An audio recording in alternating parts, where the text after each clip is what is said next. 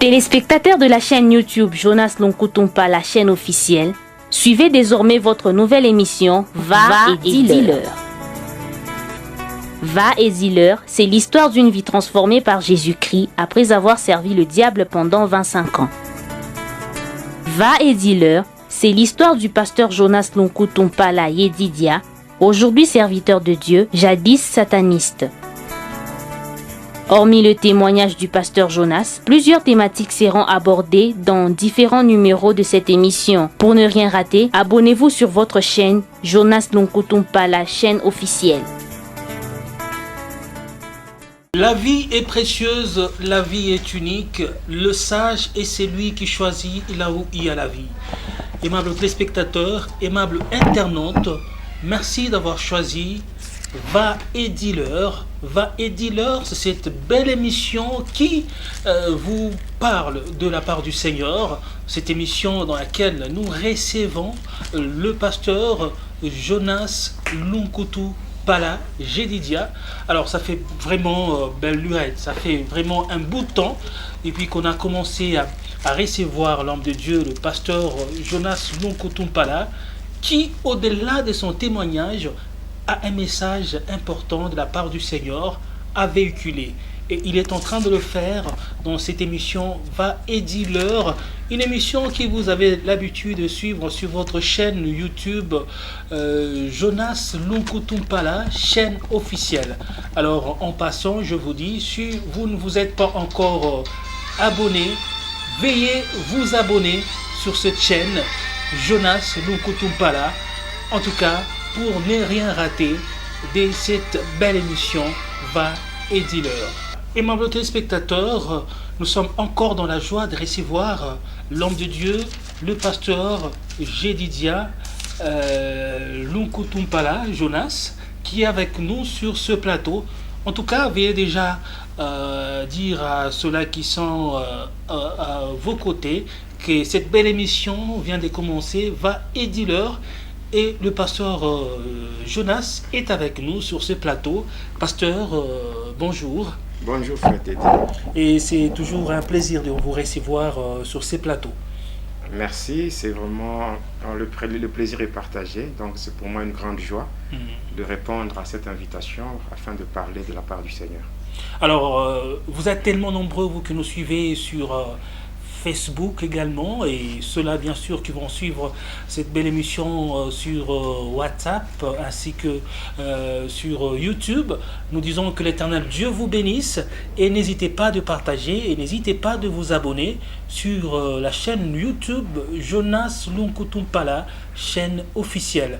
Alors la fois dernière, vous étiez en train de poursuivre sur le sujet ou le sous-thème sur la magie indienne.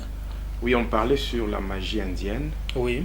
Et j'étais en train de parler de mon déplacement, un déplacement que j'avais effectué dans le monde de ténèbres et précisément dans le monde spirituel sous-marin, parce qu'il était question de contracter un mariage avec une dame de ténèbres. Et j'étais en train de parler sur aussi le mystère du sang passant par l'âme. Donc voilà, c'était ça. Donc on avait juste introduit, mais on n'avait pas encore donné les détails liés à cela. Voilà. Alors comme d'habitude, étant donné que ça c'est une émission purement chrétienne, oui, une émission qui témoigne la grandeur du Dieu créateur, le but de cette émission c'est purement l'évangélisation et les saluts des âmes et l'édification de l'église corps du Christ. Oui. Alors avant toute chose, nous allons recommander cette émission dans le main du Seigneur. Oui, éternel notre Dieu, au nom puissant et glorieux de Jésus-Christ, nous te disons merci, toi qui es notre Seigneur. Toi qui, par ta grâce, Seigneur, depuis le matin, tu as renouvelé en nous le souffle de vie. Tu l'as fait pour que nous soyons, Seigneur, à ton service. Il est dit dans les Saintes Écritures, venez, vous qui craignez Dieu, et je raconterai ce qu'il a fait à mon âme. C'est vrai, Seigneur, tu as fait des choses qui dépassent mon entendement. Et j'aimerais au jour d'aujourd'hui partager avec ton peuple ce que toi tu as fait dans ma vie. Voilà pourquoi, sachant très bien que notre ennemi commun, le diable, n'aime jamais à ce que ses œuvres soient dévoilées. Et d'une manière ou d'une autre, il cherchera à nous combattre, à perturber le déroulement de cette émission. Cependant, Seigneur, toi qui es notre Dieu, et en vertu du pouvoir et de l'autorité que j'ai reçu de toi, je détruis tout programme du monde de ténèbres. Je neutralise le plan de Satan. Et j'implore, Seigneur, ta présence et que ton sang précieux nous couvre, nous rende invisibles, afin que le flèche enflammé de l'ennemi contre nos vies soit sans effet au nom de Jésus. Laisse que ce témoignage soit donné sous la mouvance du Saint-Esprit afin de toucher, de convaincre et de ramener sur le droit chemin tes enfants. Que la gloire te revienne car tu es Dieu au nom de Jésus-Christ. Amen. Amen. Que la gloire soit rendue à notre Dieu. Alors, pasteur, vous avez la parole. Oui, avant d'aller plus loin, j'aimerais qu'on lise la parole de Dieu. Oui. Et par rapport au jour d'aujourd'hui, j'aimerais qu'on lise dans 2 livres. Le premier livre, c'est Luc, chapitre 8, le verset 38 jusqu'au verset 39. Le deuxième livre, c'est le psaume 142 et le verset 8. Luc, chapitre 8, 38 à 39, nous lisons au nom de Jésus-Christ. L'homme de qui étaient sortis les démons lui demandait instamment de pouvoir rester avec lui. Mais Jésus le renvoya en disant, « Retourne dans ta maison et raconte tout ce que Dieu t'a fait. » Il s'en alla et publia par toute la ville tout ce que Jésus avait fait pour lui. Nous prenons le psaume. Le psaume 142. Le psaume 142 et le verset 8. La Bible dit ceci. Le psaume 142, le verset 8. Fais sortir mon âme de la prison, afin que je célèbre ton nom. Les justes viendront m'entourer quand tu m'auras fait du bien. Amen. Amen.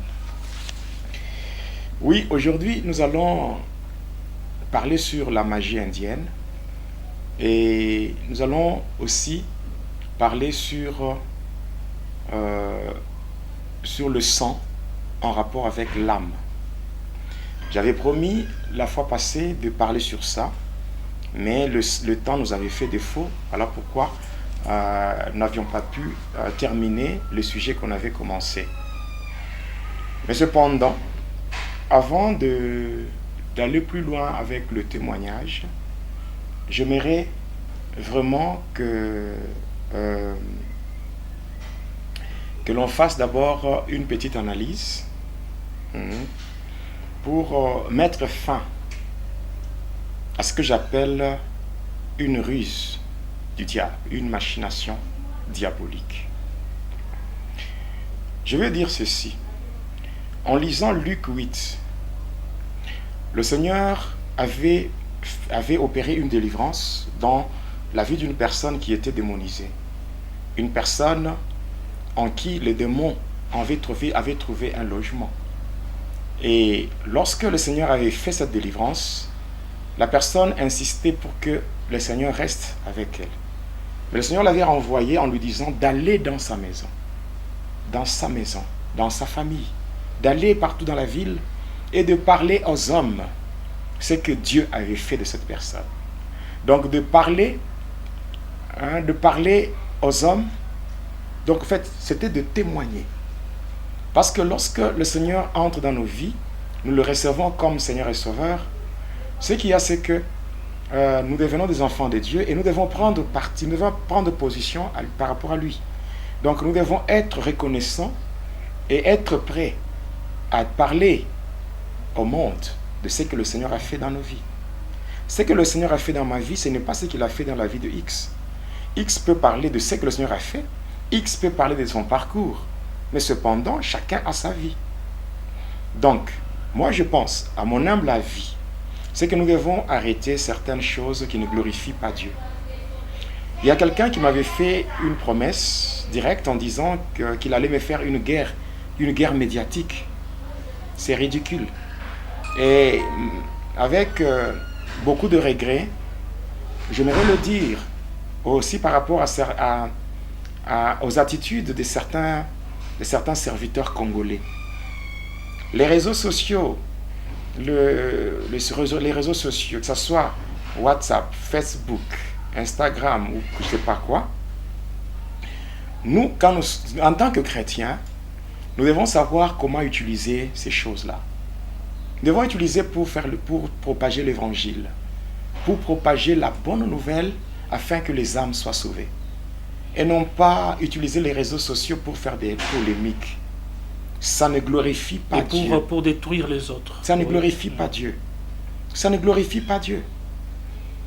Et puis il y a des gens aujourd'hui qui ont le ministère de condamner et de contrôler les autres. Jésus a dit, mais si toi tu es capable de voir la paille dans l'œil de l'autre, pourquoi tu n'es pas capable de voir la poutre qui est dans ton œil, mais tu as seulement cette capacité de voir la paille dans l'œil de l'autre? C'est pas bien. C'est avec regret que je parle comme ça. Moi, je ne peux pas jouer le jeu du diable. Je ne peux en aucun cas, en aucun jour, jouer le jeu du diable. Écoutez, moi tel que vous me voyez, j'ai fait 25 ans au service de Satan.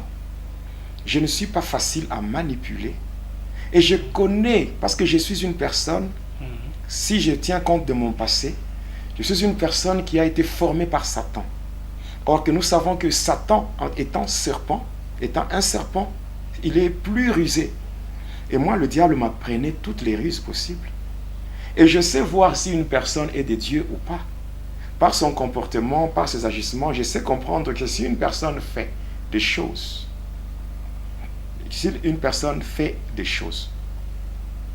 on sait seulement voir au travers de ses actes, on peut l'identifier et dire que cette personne est de Dieu ou pas. Vous savez, moi quand j'étais sataniste, j'étais un agent de Satan. Ceux qui avaient donné leur vie au Seigneur avant moi, à partir du monde de ténèbres, moi, je suis de ceux qui étaient envoyés par Satan pour détruire les vies de ceux qui avaient donné qui s'étaient engagés, qui avaient ouvert leurs portes, qui avaient ouvert les portes de leur cœur pour que Jésus fasse son entrée. Je peux donner l'exemple. L'année, je peux dire l'année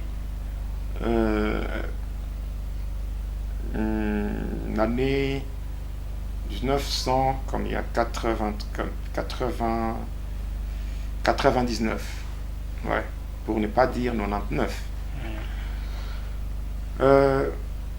Il y avait un frère qui était, parce que moi quand j'étais dans le monde de ténèbres, par rapport au mystère de l'air, c'est-à-dire le gouvernement de Satan, j'étais le représentant du 3e degré dans le mystère de l'air. C'est-à-dire, dans le mystère de l'air, il y a 7 degrés. Le degré le plus élevé, c'est le premier.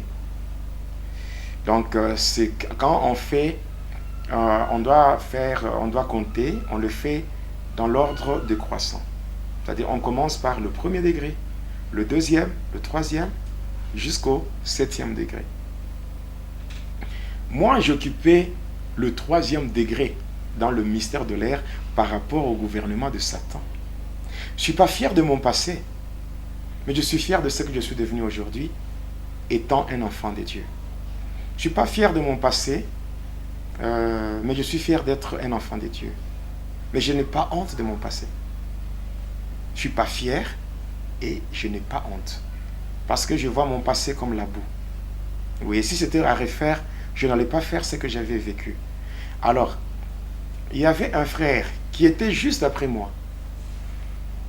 C'était le frère Léon Kassongo.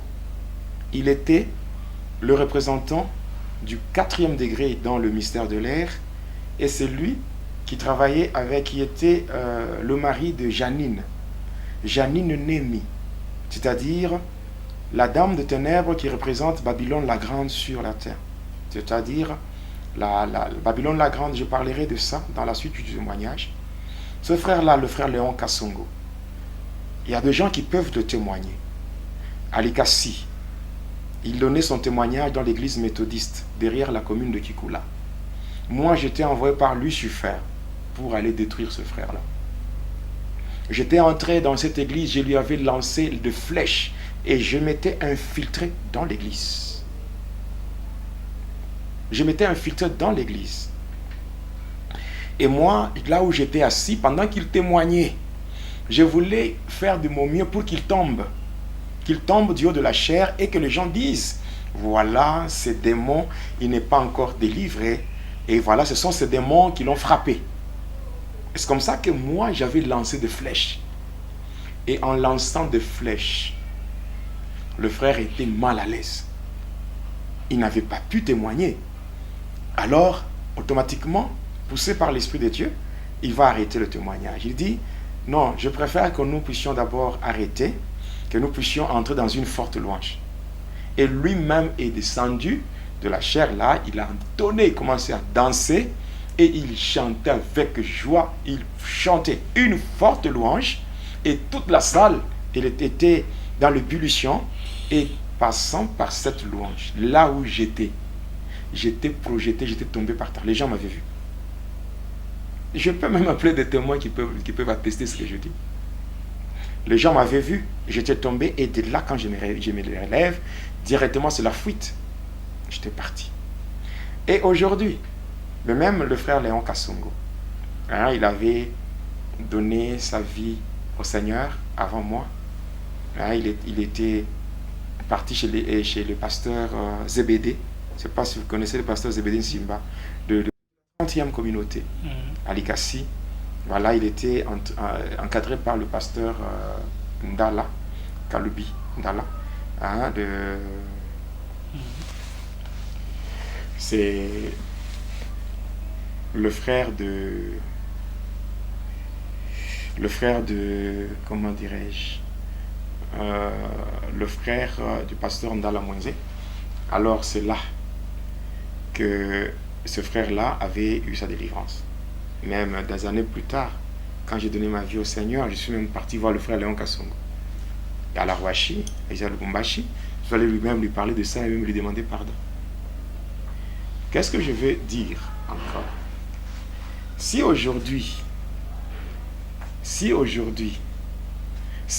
moi, Jonas, en donnant mon témoignage, il y a des gens qui se lèvent pour me combattre. C'est pas étonnant. Oui, j'étais en train de parler de ce qui s'est passé. C'était passé avec le frère Léon Kassongo. Je l'avais attaqué, mais comme il témoignait pour la gloire de Dieu, tout ce que j'avais fait, tous mes efforts étaient couronnés d'échecs. Donc ça veut dire aussi aujourd'hui, s'il y a des gens qui peuvent se lever pour me combattre, bon, ça ne m'étonne pas. Je sais très bien que le diable ne peut pas se combattre lui-même. Alors, il faut aussi comprendre que moi, je n'ai pas froid aux yeux pour dire que ceux qui me combattent servent le diable. Ceux-là qui font de l'histoire servent le diable. Et puis, il y a autre chose. Il y a autre chose que nous devons comprendre. Nous devons comprendre, c'est quoi? Ce que nous devons comprendre, c'est que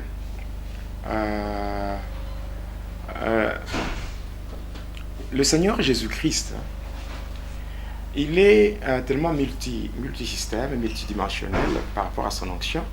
Donc quand il veut délivrer, il le fait comme il veut et quand il veut. Alors, il n'y a pas de gens qui détiennent un christomètre pour jauger la spiritualité d'une personne. Non. Je suis en train de témoigner de la part du Seigneur. Et ce que je fais, je le fais sans être poussé par qui que ce soit. Je ne le fais pas par contrainte.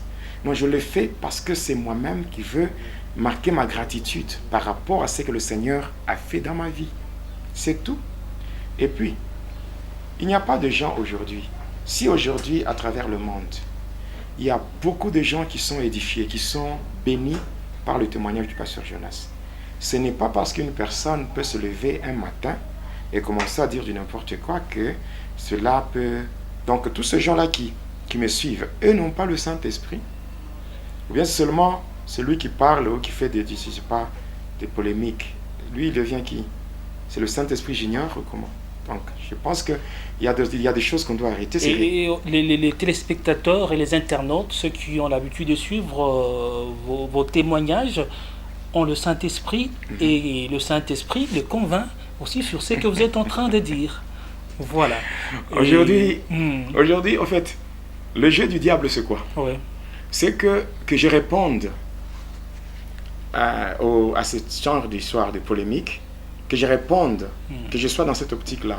Pour répondre toujours aux polémiques, faire de polémiques. Oui, mais au lieu de ça, ça me fait rire. Ça me fait rire. Et je dis encore, c'est ridicule. Ridicule. Je termine, avant d'aller dans la matière, je termine pour dire ceci. Vous avez l'homme. L'homme est ce qu'il est. C'est-à-dire, l'homme peut s'approcher de vous. Il peut utiliser certaines techniques d'approche pour se familiariser avec vous. Et puis vous exploiter pour ses intérêts. Et à un moment donné, quand il se rend compte qu'il n'a plus rien à tirer de vous. Et là, il commence à tout faire. Il commence à prendre certaines faiblesses humaines pour le mettre en exergue avec l'intention de vous vilipender, ternir votre image. C'est ça la nature de l'homme. L'homme, c'est comme ça. Bon, c'est pas étonnant. J'aimerais même en passant poser une question aux internautes, aux téléspectateurs. J'ai posé une question. Quand Jésus venait au baptême de Jean-Baptiste, il avait dit à Jean-Baptiste, présente-moi devant les gens. Non. Non, c'est Jean-Baptiste lui-même voyant Jésus venir. Il va dire, voici l'agneau. Voici l'agneau de Dieu qui ôte le péché du monde. C'est Jean-Baptiste qui l'a fait. Ce n'était pas à la demande de Jésus. Mais c'est Jean-Baptiste qui l'a fait parce qu'il était convaincu. Par après, quand Jean-Baptiste va connaître des problèmes parce qu'il avait prodigué des conseils à Hérode de ne pas prendre la femme de son frère, et pour cela, on va le jeter en prison, n'est-ce pas? Jean-Baptiste, lui qui avait présenté Jésus, il a fini par dire aux gens, allez lui demander, est-ce que c'est bien lui? Voilà un peu ça. Lui-même qui présente Jésus. Et lui-même encore qui change pour dire, allez lui demander, allez lui poser la question. Mais quelle était la réponse de Jésus? Allez lui dire que les paralytiques marchent, les aveugles voient. N'est-ce pas? Les gens sont sauvés. C'était ça la réponse. Une réponse très sage pour ne pas entrer dans des polémiques. Je n'ai jamais mis mon témoignage en ligne. Ah, j'aimerais vous le dire, que vous le sachiez. Je n'ai jamais mis mon témoignage en ligne. D'ailleurs, même ceux-là qui avaient mis mon témoignage par rapport à la version audio sur Internet, je ne les connais même pas. Et ils n'avaient même pas demandé ma permission pour le faire. Moi, j'avais donné mon témoignage dans l'église Nouvelle Cité de David, à Lubumbashi, chez le pasteur Zachary Kabengele. Ce témoignage a été filmé, enregistré et tout. Voilà. Et ce témoignage a été vendu. Voilà. L'enregistrement du témoignage a été vendu, la version audio. Et par après, ceux qui étaient tombés sur ce témoignage-là, voyant que ce témoignage était intéressant, voilà pourquoi eux-mêmes se sont donné la peine de le mettre sur Internet. Il y a Casarema, Pain du Soir, il y a le pasteur Crispin Goy de l'Allemagne, Pain du Soir, qui avait mis ça, je le salue en passant, qui m'avait même appelé pour que j'aille en Allemagne, question de donner ce témoignage dans son église.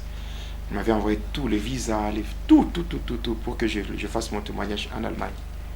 Il y a beaucoup. Il y a même Blaise Manzambi de Casarema qui m'avait appelé quand j'étais en Afrique du Sud, à Cape Town, pour qu'on fasse le travail dans ce sens-là. Il y a beaucoup de sites, de chaînes, tout ça. C'est eux qui m'avaient contacté, qui avaient mis mon témoignage sur Internet. Il y a même la mission chrétienne pour le réveil. Hein? Oui. Il y a des gens qui ont mis mon témoignage sur Internet. Il y a des gens qui ont même fait des livres, sans que je sache. Ouais. Allez seulement sur le www.mcr.org.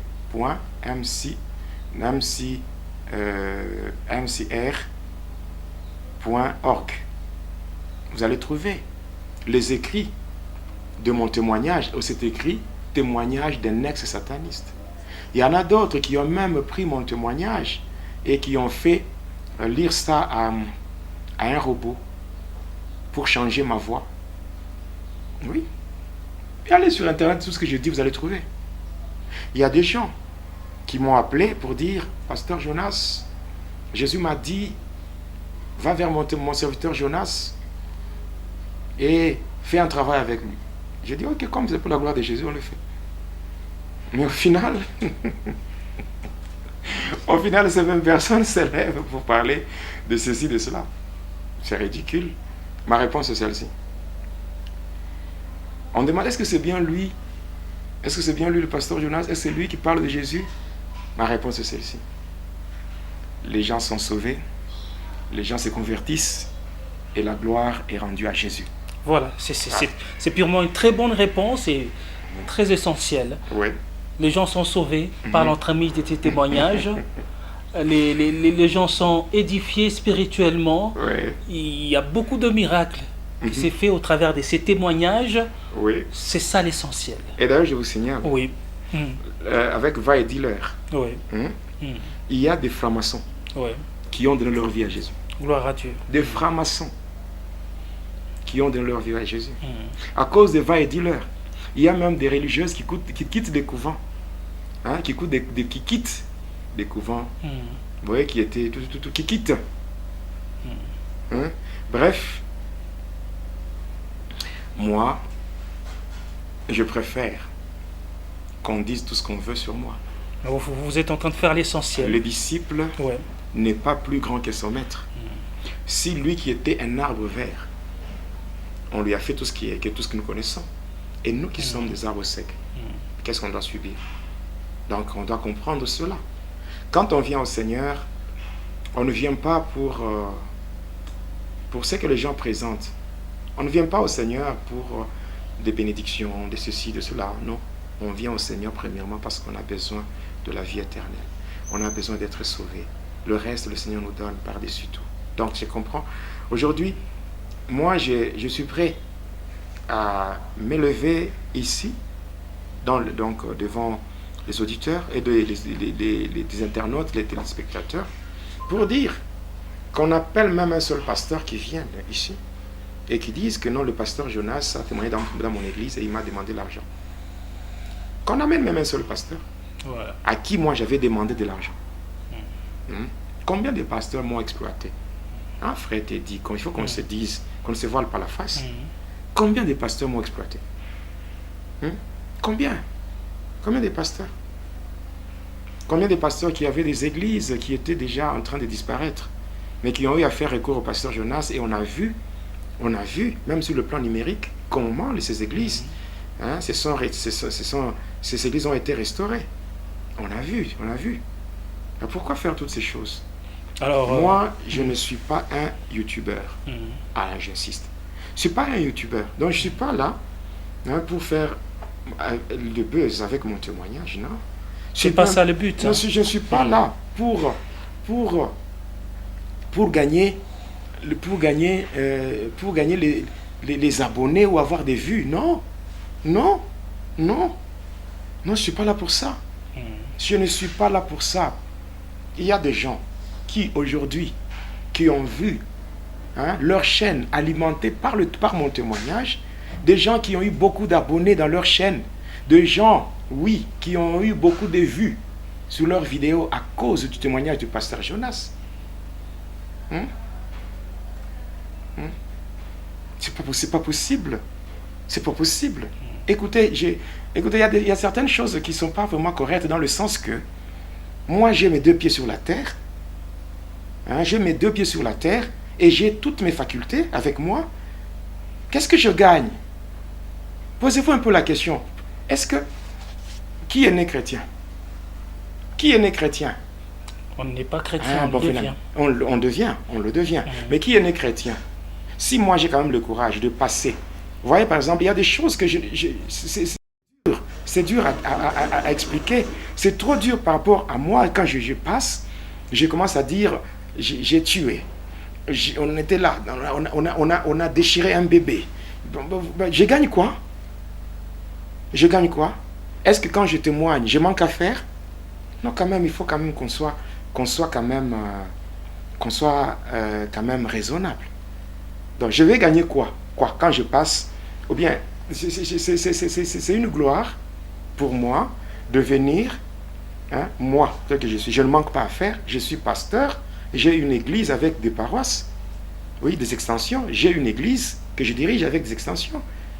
Oui, je suis là, je parle de la part du Seigneur, je ne manque pas à faire, je suis un homme, je ne suis pas vraiment quelqu'un qui est sorti de nulle part là pour venir. Non, quand même.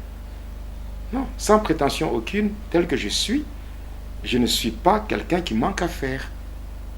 Je suis là, je sers le Seigneur, oui. J'ai même 3 diplômes d'université et je peux gagner ma vie passant par mes études faites. Mais si je ne fais pas tout ça, je pense que je vais obéir à l'ordre de celui qui m'a sauvé.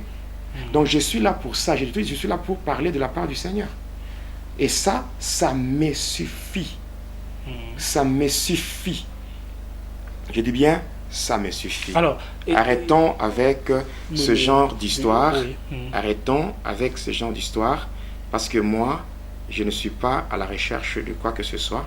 D'ailleurs, pour terminer totalement avec cette rubrique que nous allons devoir fermer définitivement, parce que je ne reviendrai jamais sur de telles histoires, parce que je ne peux pas vous laisser le diable dans son coin là, en train d'acclamer comme si je suis son agent. D'ailleurs, le diable lui-même, il sait très bien, pendant que je réagis comme ça, il sait très bien que ces efforts même des gens qu'il manipule pour faire du n'importe quoi, il sait très bien que toutes ces choses-là, c'est nul. Je dis bien, c'est nul. Pourquoi? D'ailleurs, la chaîne ici, je veux dire la vérité, la chaîne ici, Jonas Lunkutumpa, la chaîne officielle, ce n'est pas ma chaîne. Je le dis maintenant, que les gens le sachent, ce n'est pas ma chaîne. C'est votre chaîne. C'est la chaîne des internautes, non? C'est la chaîne des téléspectateurs, les gens eux-mêmes qui ont vu comment le pasteur Jonas était exploité par d'autres personnes. Oui.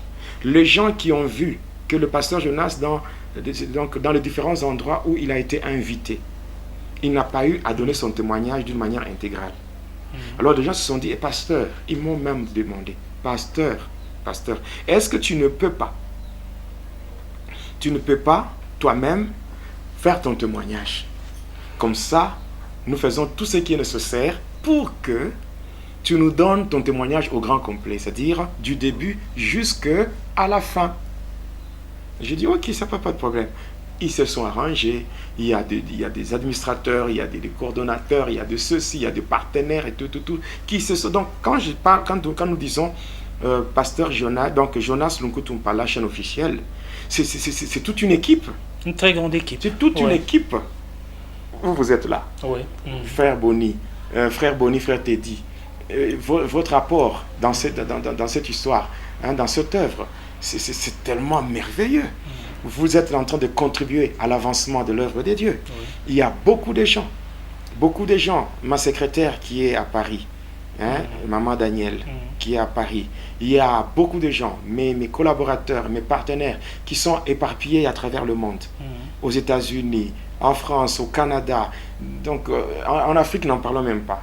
Il y a des collaborateurs qui sont au Japon, qui sont, je ne sais pas, au Japon, qui sont en Australie, en Irlande, aux Pays-Bas et tout. Donc, je ne sais même pas compter le nombre de partenaires, le nombre de collaborateurs que j'ai dans cette chaîne. Une chaîne qui a commencé avec les internautes.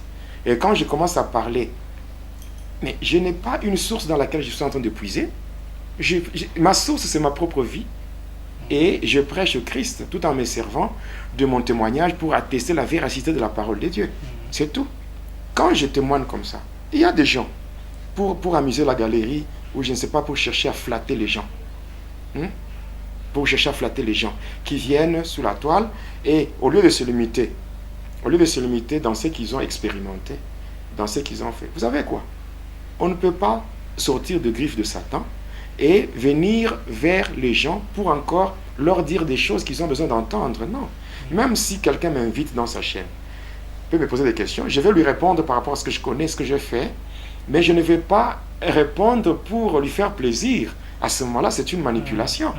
Ce n'est plus une manipulation. Quand vous me posez des questions, je réponds conformément à ce que je connais, conformément à mon passé. Mais si vous me dites des choses que je ne connais pas, je ne peux pas inventer. Je ne peux pas inventer pour me mettre à mentir à mentir sous la toile, mentir pour mettre mon âme en danger. Non, quand même. Même quand je suis en train de témoigner, je sais que le Seigneur m'a sauvé. Le Seigneur m'a sauvé et je dois aussi travailler avec tremblement à mon salut. Oui, je dois aussi me protéger. Donc, je fais ce qui est bien par la grâce de Dieu et je le fais pour plaire à celui qui m'a enrôlé. C'est tout. Donc, arrêtez des histoires là, à raconter des histoires à dormir debout. Vous n'avez pas le christomètre pour jauger la spiritualité d'une personne. Et puis, sur la toile, ce n'est pas seulement le pasteur Jonas qui a témoigné. Non, quand même. Arrêtez, c'est la bassesse, ça. Alors, c'était très important, aimables téléspectateurs, aimables internautes, de faire cette mise au point, parce que vous savez que nous sommes là pour servir Dieu, et nous sommes là pour la gloire de Dieu. Et si nous servons Dieu, nous devons le faire. On ne doit pas être à la fois les serviteurs de Dieu et être utilisés par le diable pour détruire les autres serviteurs.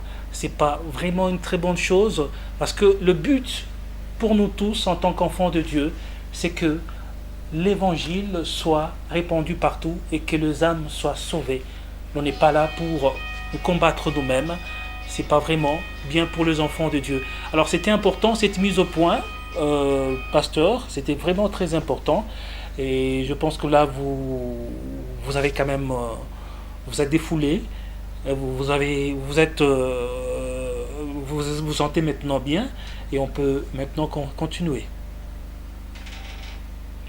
Oui, mon frère.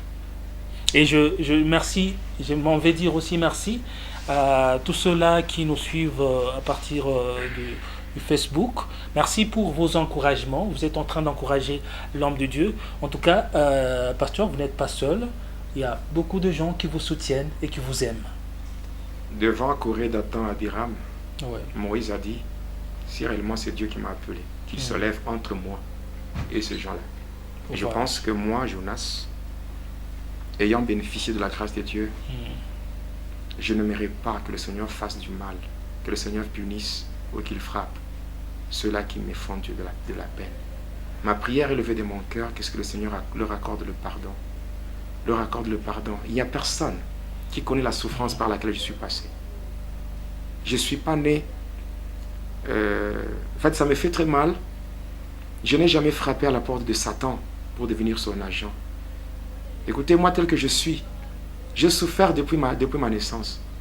Donc déjà à l'âge de 2 mois, j'étais enrôlé sans ma volonté. Je me suis retrouvé entre les mains de Satan. Et pour avoir ma délivrance, ça m'a pris une année. Une année de souffrance jour pour jour. Je suis entré dans plus ou moins 23 églises. Et j'ai souffert. J'ai enduré des douleurs que peut-être certaines personnes n'ont jamais connues. Alors arrêtez de me torturer avec vos histoires inutiles. Parce que le diable ne trouvera jamais son compte dans ma vie. Et aussi que le pardon soit accordé à tous ceux-là qui me font de la peine. Comme Jésus disait, Père, pardonne-leur, car ils ne savent pas ce qu'ils font. Alors je dis à tous ceux-là qui font du n'importe quoi, que le pardon leur soit accordé. Que le Seigneur leur accorde le pardon, afin que leurs âmes ne puissent pas se perdre. Voilà. C'est aussi un message d'amour. En tant qu'enfant de Dieu, on est obligé de pardonner et d'aimer, même ceux-là qui nous font du mal. Et en fait, le mal que moi j'ai fait avant de rencontrer Jésus ne peut pas se comparer à ce qu'on me fait aujourd'hui. Voilà. Alors si le Seigneur m'a pardonné par rapport à tout ce que j'ai fait, alors pourquoi ne pas implorer le même Seigneur pour leur accorder aussi le pardon? Là, c'est très important. Ça n'a pas de valeur, tout ce qui s'est fait là. Moi, je dis,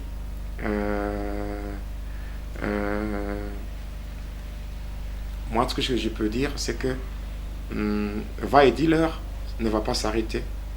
Ne va pas s'arrêter à cause des rumeurs ou des polémiques inutiles. D'ailleurs, des choses qui ne sont pas fondées. Qui ne sont pas fondées. Moi, je sais très bien que par mon témoignage, Je suis en train d'édifier plusieurs personnes. J'amène beaucoup de seigneurs, d'enfants de Dieu sur le droit chemin. Et je fortifie aussi ceux-là qui étaient vraiment découragés. Et je bénis le Seigneur par rapport aux statistiques liées à mon témoignage. Si je vois déjà plus de 85 000 personnes qui sont venues au Seigneur, passant par moi, passant par ce que je fais. Parce que je témoigne, c'est la semence que je dépose et le Seigneur, par le Saint-Esprit, il arrose cette semence et ça produit des fruits. Et ces fruits qui sont palpables. Aujourd'hui, quand je vois du côté de Haïti, du côté de la Martinique, si vous savez le nombre de gens qui sont sauvés, c'est un nombre qu'on ne saura pas calculer. Alors tout ça, le Seigneur est dans la joie. Voilà. Et il y a une grande joie au ciel lorsque une personne, un pécheur, s'est converti et revient au Seigneur. Donc avec ça, l'objectif est atteint. Donc je pense que, à mon humble avis, je pense qu'on doit arrêter de telles histoires. Les gens n'iront pas en enfer parce qu'ils ont écouté le témoignage du pasteur Jonas. Non. Mais en fait, je pense que celui qui a l'Esprit de Dieu, en suivant le témoignage du pasteur Jonas, il comprendra que je ne poursuis rien. Et d'ailleurs, le Seigneur a dit, celui qui veut le suivre, qu'il se charge de sa croix et qu'il le suive. Merci pour ceux-là qui m'aident à porter ma croix.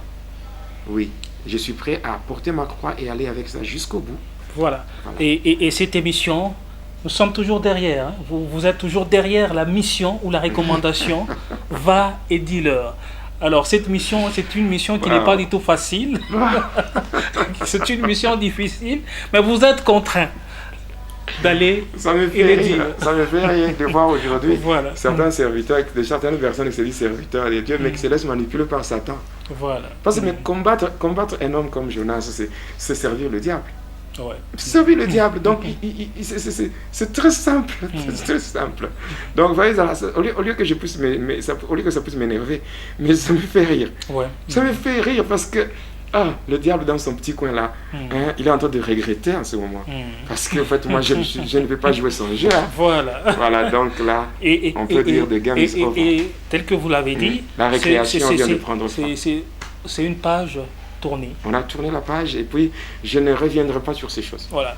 Inutile. Ce sont des choses qu'on laisse de côté. On fait l'œuvre de Dieu. C'est ça. Et il y a beaucoup de choses à dire d'ailleurs. Hein. Il y a beaucoup de choses que le pasteur doit dire dans cette émission. Voilà. Alors, donc on a terminé avec. On a tourné avec. On a terminé avec ce petit dossier. Un petit dossier là, inutile même. Alors on continue avec le témoignage pour édifier les enfants de Dieu. Je parlais du sang, l'âme. Comme en lisant le psaume, et là, le psaume 142, le verset 8, il est dit: tire mon âme de sa prison. Les justes viendront m'entourer lorsque tu m'auras fait du bien. Donc, qu'est-ce que je veux dire par là? Ce que je veux dire, c'est ceci.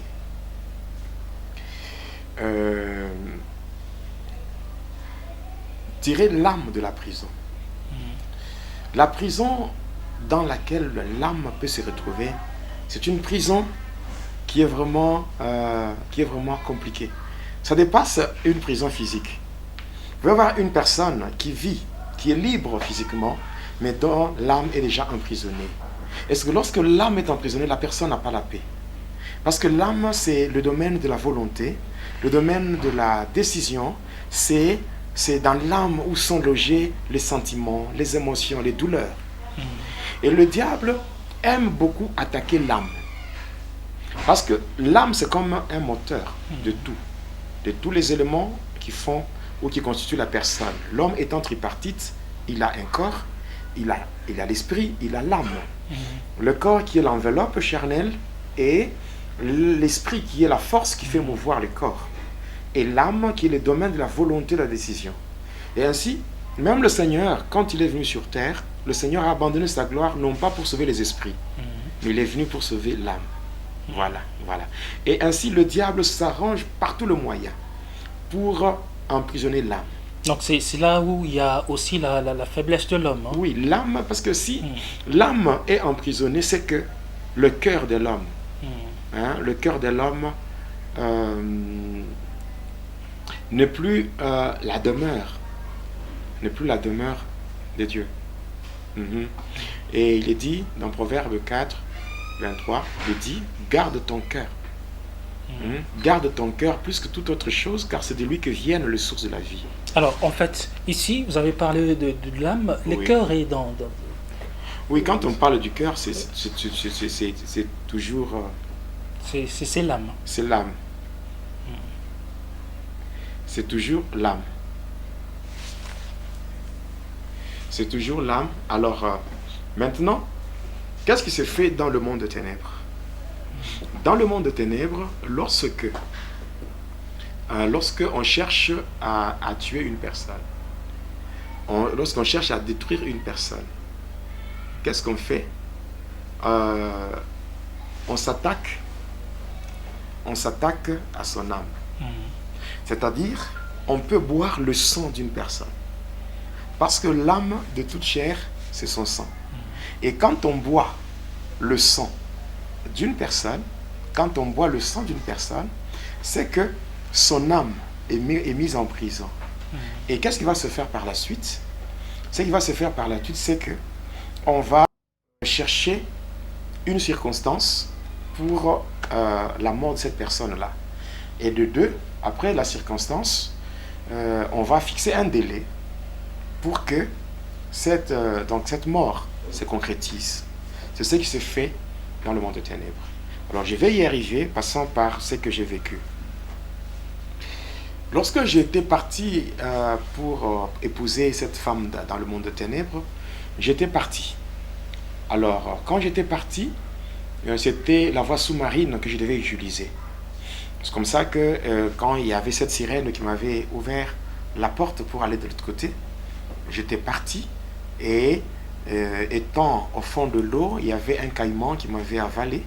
Et c'était ça, le moyen de transport que le diable avait trouvé utile pour me conduire dans son monde. Et quand j'étais parti, c'était dans le monde de Polion. J'étais arrivé au niveau de la barrière. Et là, après avoir présenté un jeton de couleur jaune qui m'avait été remis par Hélène lorsqu'on s'était vu avec lui à la rivière la nuit. Alors quand j'étais parti, j'ai été monté à bord d'un véhicule, une sorte de limousine. Et quand j'étais là dedans, il y avait un chauffeur qui n'avait pas de tête. C'était un démon sans tête qui m'avait conduit. Alors il m'avait conduit jusqu'à la demeure de Hélène. Et quand je partais, j'avais constaté certaines choses que j'avais énumérées dans l'émission de la fois passée. J'avais parlé de ce qui était là comme leur ciel. C'était de cristaux superposés. Et puis il y avait une sorte de luminaire, c'est-à-dire quelque chose qui avait une forme circulaire, donc qui était posé là, qui donnait une petite lueur. Et c'était ça. C'était comme leur soleil là-bas. Et ce que j'avais constaté, qu'il n'y avait pas de motos, il n'y avait pas de vélos. Il y avait seulement des véhicules à 4 roues. Il y avait des avions, des bateaux. Mais je n'avais pas non plus constaté une vie végétale. C'est comme ça qu'on était parti avec cet homme-là, ces démons sans tête, jusqu'à arriver chez Hélène. Après, quand on était descendu du véhicule, c'est comme ça que j'étais parti, j'étais entré dans la maison de Hélène. Mais à ma grande surprise, quand j'étais arrivé là, j'avais trouvé 4 femmes. 4 femmes identiques. Toutes les 4 femmes étaient, toutes les 4 femmes avaient la même physionomie, la même morphologie et le même visage.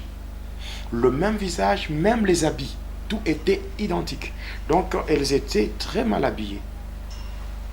Des habillements sexy, voire très sexy, des habillements provocateurs. Donc des habillements qui cherchent à focaliser le regard de l'homme sur le corps intime de la femme. Oui, parce qu'il y a certains accoutrements, il y a certains habillements. Parce que même aujourd'hui, si on dit, bon, c'est aussi encore un sujet qui crée encore un débat, sur l'habillement, c'est-à-dire est-ce que la femme peut porter un pantalon et tout. C'est vraiment un sujet qui peut entraîner tout un débat. Mais cependant, la femme doit s'habiller d'une manière décente. La femme doit s'habiller d'une manière décente. Et il y a des femmes qui mettent des habillements d'origine sirénique. Donc des choses qui viennent de sirènes, des esprits des eaux et tout. Des habillements provocateurs, des habillements sexy, voire très sexy. Des habillements qui poussent l'homme à focaliser son regard sur le corps intime de la femme, et ce n'est pas vraiment intéressant. Alors, ce que j'avais vu, donc tout ça. Alors, quand j'étais arrivé, c'est que toutes ces 4 femmes m'avaient reçu, et ces 4 femmes cherchaient chacune comment s'arranger pour me faire tomber.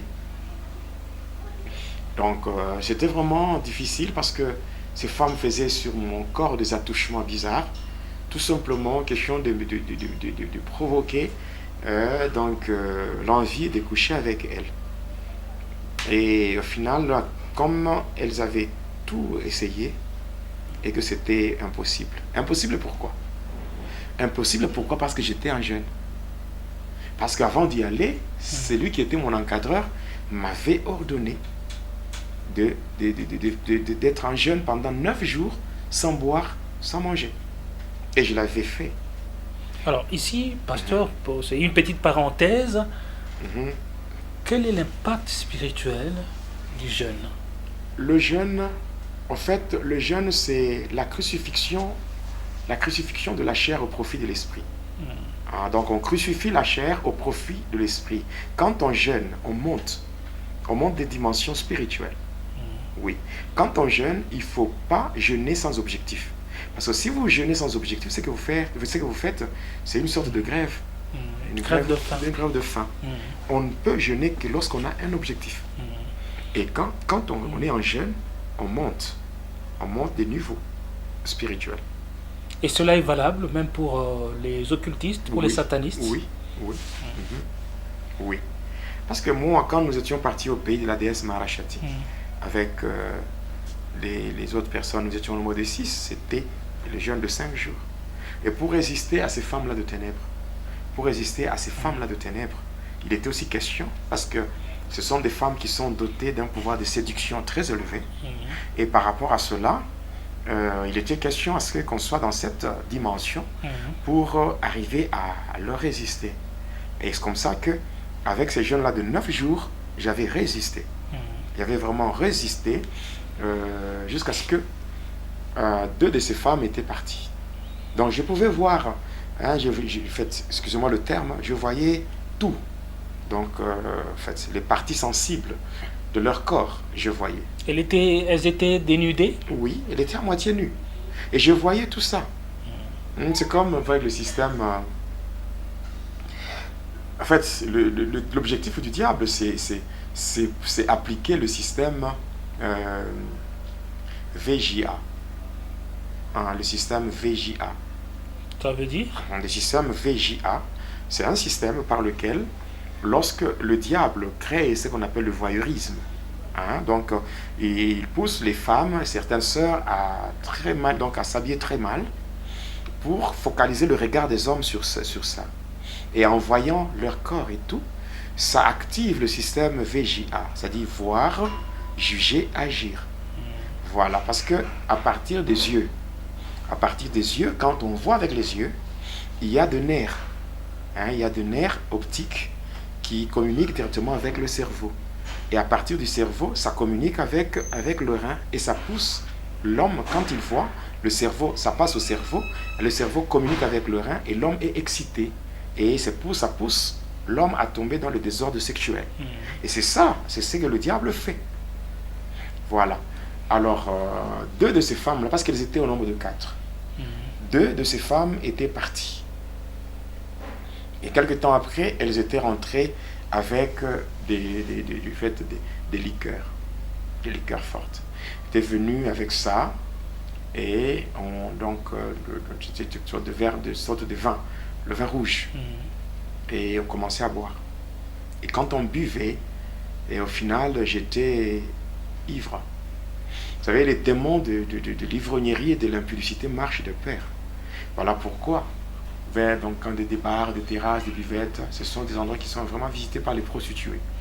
Pourquoi? Parce qu'elles savent très bien que quand ces gens qui prennent la bière en désordre, quand ces gens seront ivres, et ces gens Ils vont finiront par finir les par... solliciter. Voilà. Voilà. Et c'est comme ça que quand j'étais ivre, je ne savais pas quoi faire. Et là, ces 4 femmes m'avaient transporté de la chambre, et en fait de cet endroit qui était comme un salon.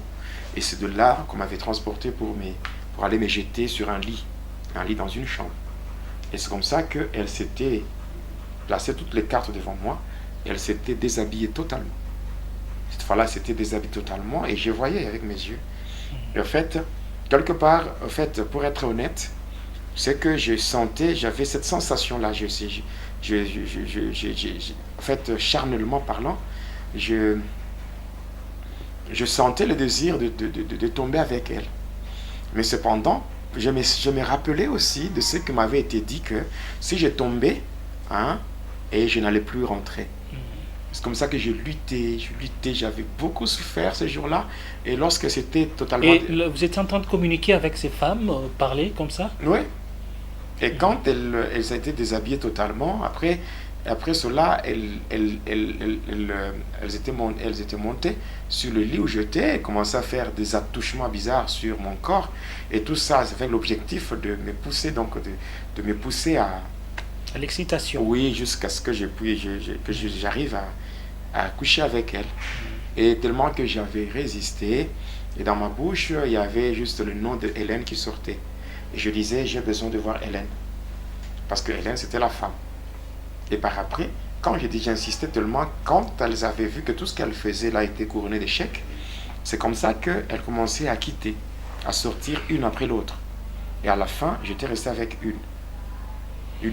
Alors, la femme qui était restée avec moi, tellement toutes les 4 étaient tellement belles, une beauté sirénique. Donc, une beauté qui est basée sur la séduction. Un envoûtement comme pas possible. C'est comme ça que, au final, celle qui était restée, je la regarde, je dis, mais c'est toi Hélène? Et en la regardant bien, j'avais constaté que son visage avait changé. Son visage n'était plus le visage que je voyais quand nous étions encore dans l'autre pièce. Et c'est comme ça qu'en la regardant, son visage avait totalement changé. Son visage avait totalement changé. Je lui dis, mais c'est toi Hélène? Je la regarde. Hélène que j'avais vue la nuit à la rivière et celle que je voyais là, c'était 2 personnes différentes. C'est comme ça qu'elle s'était présentée sous le nom de Jacqueline. Elle m'a dit, Hélène t'attend de l'autre côté. Elle était sortie et moi aussi, je l'avais suivie. Arrivé là, dans l'autre pièce, j'avais trouvé toutes les 4 qui étaient différentes. Chacune avait son visage, sa morphologie et même le vêtement, tout avait changé. Et c'est comme ça que j'avais pu reconnaître la vraie Hélène. La vraie Hélène. Et si j'ouvre une parenthèse, c'est cette femme-là, Hélène, qui est une servante de la déesse Maharashati. Pour ceux qui connaissent le pasteur Lisungi Mbula. Le pasteur Lisungi Mbula, je le considère toujours comme un aîné. Un aîné. Lui, quand il était dans la magie, il avait aussi épousé cette femme-là, Hélène. Et d'ailleurs, moi, je le salue d'abord en passant parce que j'ai déjà été avec lui, il m'a prodigué beaucoup de conseils et il m'a témoigné vraiment l'affection et vraiment cet homme, je l'aime bien. C'est un serviteur de Dieu. Je l'ai rencontré à Kinshasa, dans la commune de Lemba. Nous étions avec lui dans son église. Voilà. Alors, cette femme-là, elle commençait à faire la présentation des autres. Elle-même les appelait comme étant ses sœurs. Elle avait dit, la première c'était Jacqueline, la deuxième c'était Raïssa, et la troisième c'était Janine Némi. Et après avoir présenté les trois étaient partis, nous étions restés à 2. Étant restés avec Hélène, nous étions restés à 2. Il y a quelque chose qui m'avait étonné. Donc quelque chose qui attire même mon attention aujourd'hui. Lorsque nous étions restés avec elle, je lui dis, ok, maintenant comme tes sœurs viennent de partir et que nous sommes restés à 2, maintenant je crois que nous pouvons coucher ensemble. C'est moi qui avais dit ça. Elle me regarde et me dit, moi et toi, nous n'avons pas encore fait le mariage. Et par conséquent, on n'a pas le droit de coucher ensemble. On n'a pas le droit de coucher ensemble. Si on le faisait, tu vas mourir. Bon, moi, ce qui attire mon attention, c'est lorsqu'elle me dit que moi et toi, on n'a pas encore fait le mariage. Et par conséquent, on n'a pas le droit de coucher ensemble. Qui me parlait? C'était un démon. Un démon qui me parlait comme ça. Mais aujourd'hui, regardez ce qui se passe, même dans l'église, parmi les chrétiens. Il y a des gens qui se disent fiancés, mais qui ont déjà consommé le mariage une fois. Vous voyez? Or,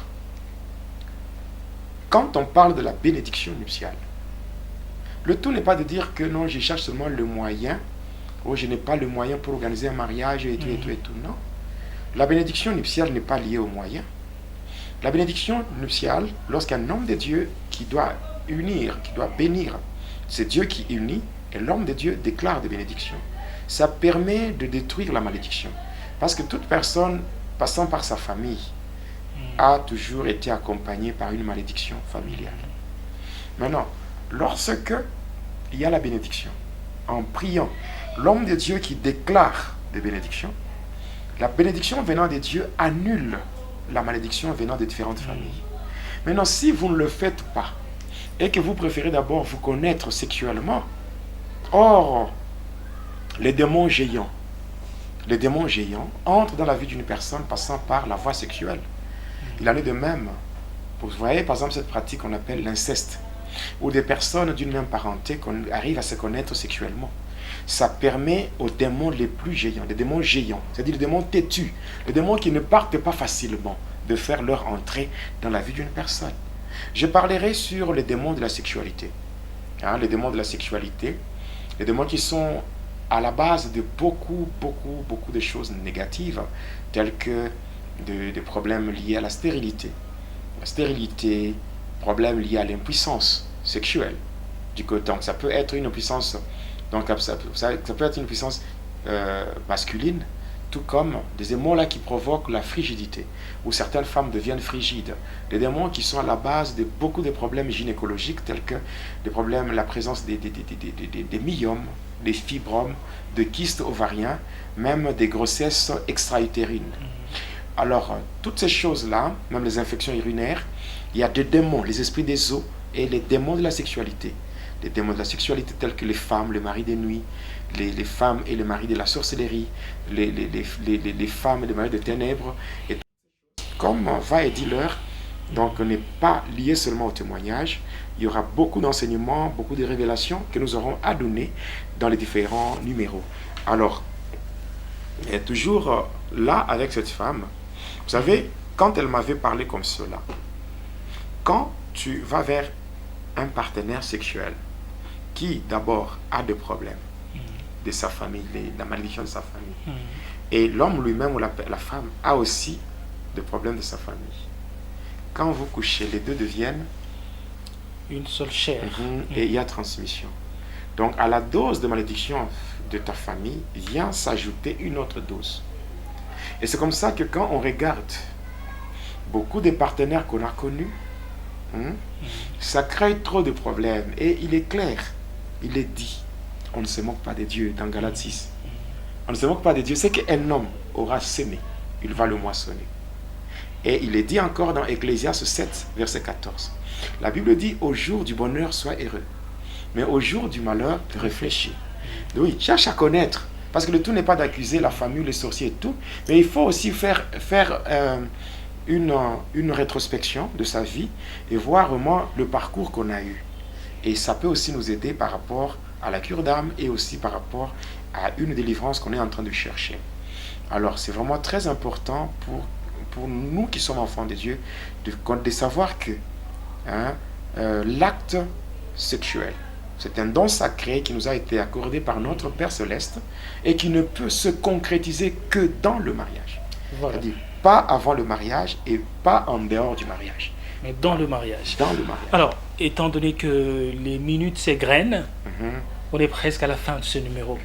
Pasteur, Et je vous donne juste quelques minutes pour que vous puissiez conclure le numéro d'aujourd'hui. Je sais que le gros n'est pas encore dit concernant la partie d'aujourd'hui. Ouais, donc moi tout ce que je peux dire, c'est parce que nous avons pris beaucoup de temps pour essayer un peu d'éclairer l'opinion et donc d'éclairer les téléspectateurs, les internautes. Il fallait quand même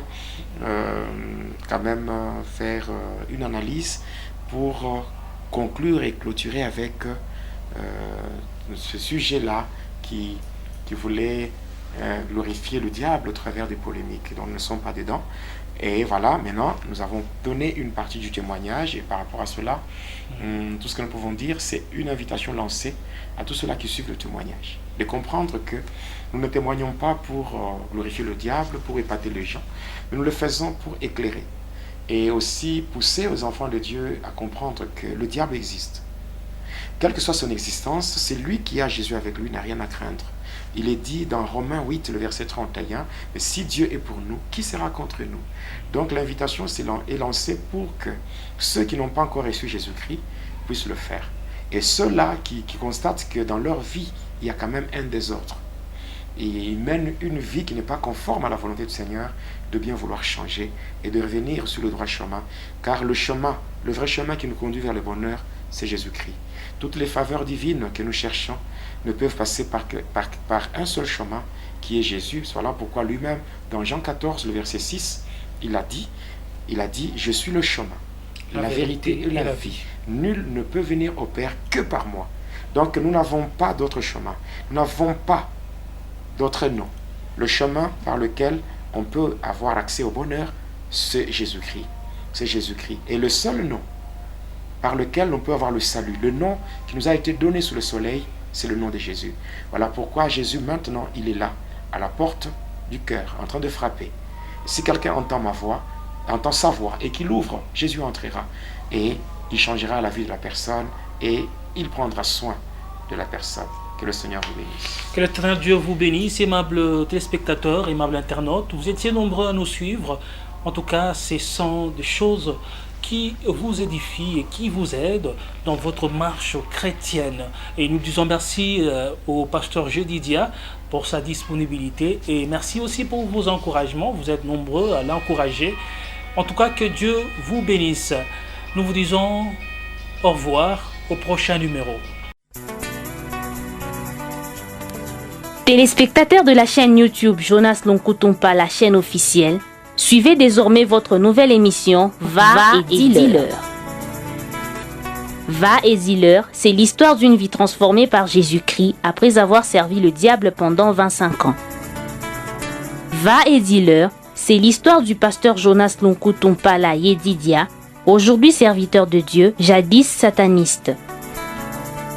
Hormis le témoignage du pasteur Jonas, plusieurs thématiques seront abordées dans différents numéros de cette émission. Pour ne rien rater, abonnez-vous sur votre chaîne Jonas Lonkutompa, la chaîne officielle.